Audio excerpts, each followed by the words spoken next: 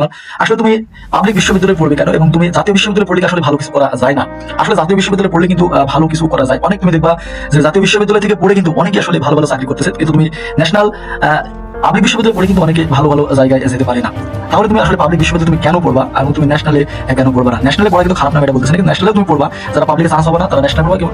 কিন্তু যারা পাবলিকে চান্স পাওয়ার পরেও অনেকে সি ক্যাটাগরি বিশ্ববিদ্যালয়ে বলে পড়তেছো না বা অনেকে ভর্তি হতে চাইতেছো না, তো আসলে তুমি পাবলিকে কেন পড়বা সেই বিষয় নিয়ে আসলে কথা বলবো।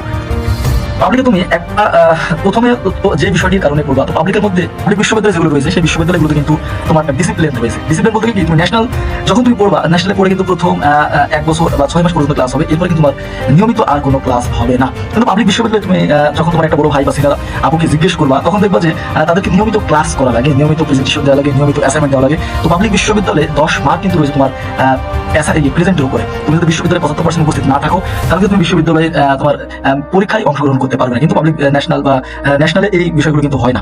তো প্রথমেই পাবলিক বিশ্ববিদ্যালয় তোমাকে ডিসিপ্লিন শিখাবে, তো এরপর তোমাকে শিখাবে প্রেজেন্টেশন স্কিল বা কথা বলা বা ভাইবা। তুমি জানো যে ন্যাশনাল তোমার বড় ভাইদের জিজ্ঞেস করবা বা তোমাদের আশেপাশে পাবলিক বিশ্ববিদ্যালয়ে পড়ে, পাবলিক বিশ্ববিদ্যালয় কিন্তু প্রত্যেক সেমিস্টারে একটা 2 সেমিস্টার পর কিন্তু ভাইবা থাকে। ওই ভাইবাতে কিন্তু তোমাকে প্রশ্ন করা হয়, বিভিন্ন ধরনের প্রশ্ন জিজ্ঞেস করা। এখানে কিন্তু তোমার স্কিলটা ডেভেলপমেন্ট হচ্ছে এবং তোমাকে প্রত্যেকটা কোর্সে কিন্তু তোমার একটা প্রেজেন্টেশন থাকে, সেই প্রেজেন্টেশন কিন্তু তোমার সামনে দাঁড়িয়ে সবার সামনে থেকে কথা বলতে হয়। ন্যাশনালে কিন্তু এগুলো হয় না। তোমার 4 বছর পর তোমার অনার্স শেষ হওয়ার পরে কিন্তু একটি চূড়ান্ত ভাইবা হয়।